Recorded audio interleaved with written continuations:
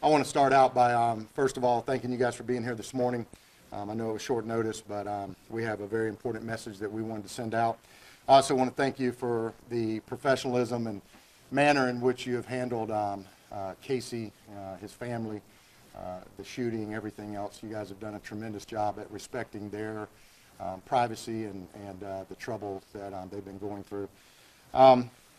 We're here this morning on Sunday because I want to continue on the path of being the most transparent agency in the country. I strongly believe that we have the relationship we do with our community because they trust us. They trust us to do the right thing. They understand that sometimes bad things happen, but it's how we handle those bad things that I think ties us and directly connects us to our community. So this morning, I'm going to give you an update on an investigation that's been going on as a result of what happened with Casey's shooting. As most of you know, there were 2 arrests made following Casey's shooting. One of them was Mary DeRosset, who was arrested for prostitution. Her arrest was part of an ongoing operation that has, to date, already resulted in over 250 arrests. That operation was initiated following a homicide that took place where the victim was enticed to the scene through prostitution. As I said, that's an ongoing investigation, so I can't go into great detail about the continuing aspects of it. But it is important to know that that night when our team was there to arrest Mary DeRosset, it was part of this investigation. Following her arrest, our investigators and agents, crime scene members, began sifting through volumes of evidence to include phone records, text records, ledgers, all sorts of other data and information. As a result, we have determined that 2 members of our agency were engaged in Mary DeRosset's criminal activity as customers. We have immediately separated from those 2 individuals. They are no longer members of this agency. We can't go into great detail about their activities. Can't go into great detail because of statutory provisions and policy about everything that took place. What I can tell you is that the moment our team brought it to our attention as a management, we immediately separated from them and sent them on their way. My goal and my commitment to you and to our citizens is that I have asked our team to put the entire case packet together. Once it's concluded, we are forwarding it to the state attorney. I've already had a conversation with Phil Archer, our state attorney, and I have asked him to prosecute them to the absolute fullest that the law will allow. We'll be up to the state attorney to review that case, look at it from a historical perspective. But what I can tell you is I'm absolutely disgusted by the actions of these 2 individuals. I'm absolutely disgusted and sickened by 2 people that took the oath of office to protect our citizens, violated their oath, and quite frankly did everything they could to embarrass themselves and the great profession that we serve in. I can't begin to tell you how sickened I am by this entire thing. We're not only forwarding it to the state attorney's office with a strong request to seek prosecution, but we're also following up with FDLE to make sure that their certifications are removed so that they can never work as law enforcement officers again. And to be quite candid with you, it's my goal to dishonor them as much as possible. In fact, they've dishonored themselves, and I'm going to help them along the path. It is quite, as I said, disgusting. You sit here and you see all the incredible work that an agency does. You see 1,500 proud members of our agency that work every day to protect this community, that have developed an incredible relationship with our community. You see a management team, many of whom are here with me today, that work every day to make sure they're getting the tools and the resources for their agency and for their members. And then you see 2 knuckleheads like this that go out, forget their oath, and do something just absolutely stupid. And I don't know any other way to put it but that. I wish I could go into greater detail with you this morning.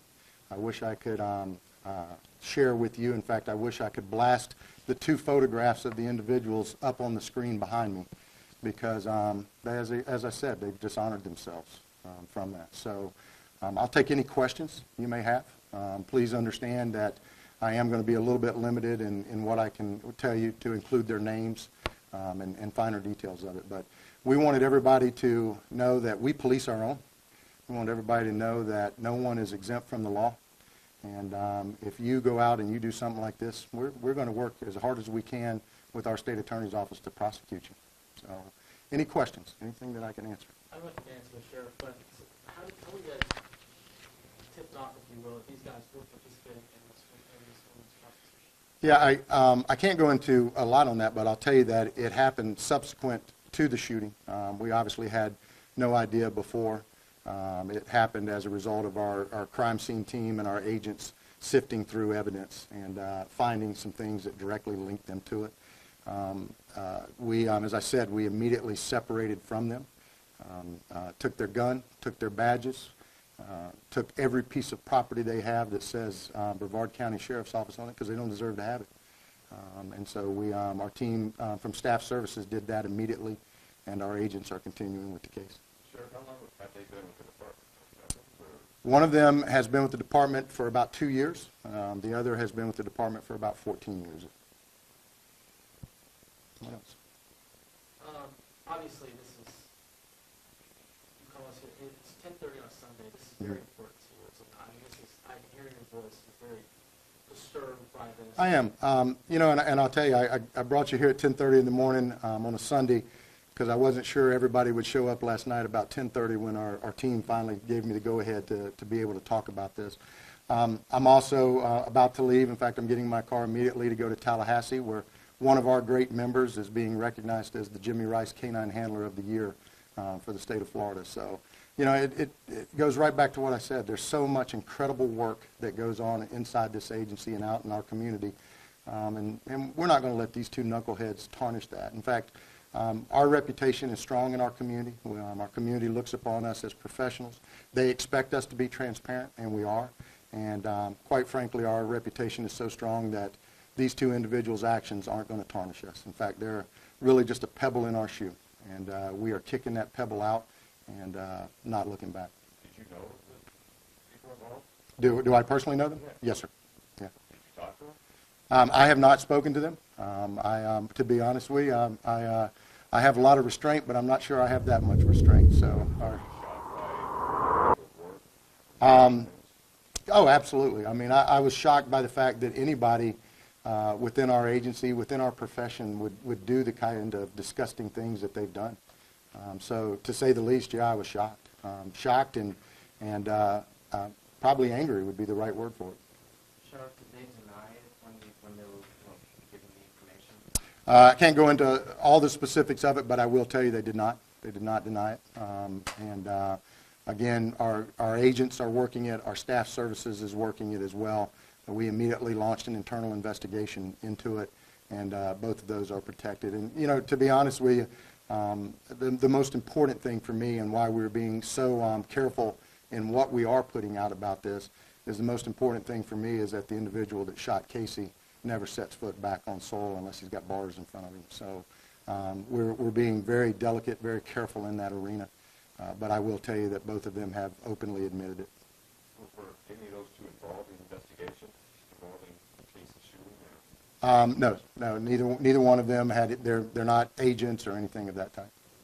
That's Casey. Great question. I happened to be at the hospital this past Wednesday when the doctor came into the room, and he shared with us that Casey is on track to come out of the hospital sometime around the 23rd, maybe a couple days sooner, maybe a couple days later. They are very impressed with his progress, and he'll have a long road ahead of him on a home rehabilitative side. But his spirits are great. He is ready to get out of the hospital. He's able to eat any kind of food he wants at this point, and which is obviously important for somebody mine and his size. But I will tell you that he's ready to come home and his family's ready to get him home. So thank you for asking. Cupcakes. Cupcakes, absolutely. As the investigation continues, do you expect any other fallout, anything else can come out of it? You know, Joe, I hope not. But we are still very early in this. There's still a lot of evidence to be sifted through. There's still a lot of different phone numbers and everything else to be interconnected to this. My hope is that there's no one else of any significance involved in this, whether they work for our agency, another agency, or anything. But it's too early to be able to tell for sure. So, anything else? So these were deputies, right? You said agents? They were both sworn deputies, yes. Yeah, and as I said, we are going to follow through with FDLE. Our staff services team is already preparing that. We will follow through with FDLE to make sure that their certification is revoked. Obviously, there's a due process that goes with that, but we are going to follow that to every measure that we can. I've spoken to our state attorney, and he is just as appalled at their actions as I am, and he is instructing his team to look at this in every light that they possibly can to see what type of criminal charges can be brought against them. Assuming these guys were customers of this prostitute, or? Again, I can't go into detail, but as I said at the opening, they were customers of Mary DeRossit's, and I don't know how somebody gets to that point in their life. I certainly don't know how somebody that has the ability to wear this uniform that we are all so proud of goes and sacrifices their integrity and does something like that. But to answer your question, yes. I know you can't release information about who they were, but were they married? Can't go into that detail. But again, this is just today's press conference is a matter of me wanting to get this information to you as quickly as possible, because I do believe in being transparent. There will be follow-ups, press releases, and talks about this.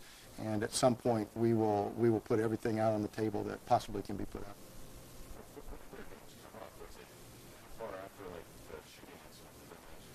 Within a few days, actually probably about a week and a half after is when we first started seeing it. And then it wasn't both of them at the same time. It came up a little bit of succession there. But, we had to make sure we had everything absolutely locked in to make sure that our agents had every piece of evidence they had for it. And again, we're still sifting through a lot of stuff too.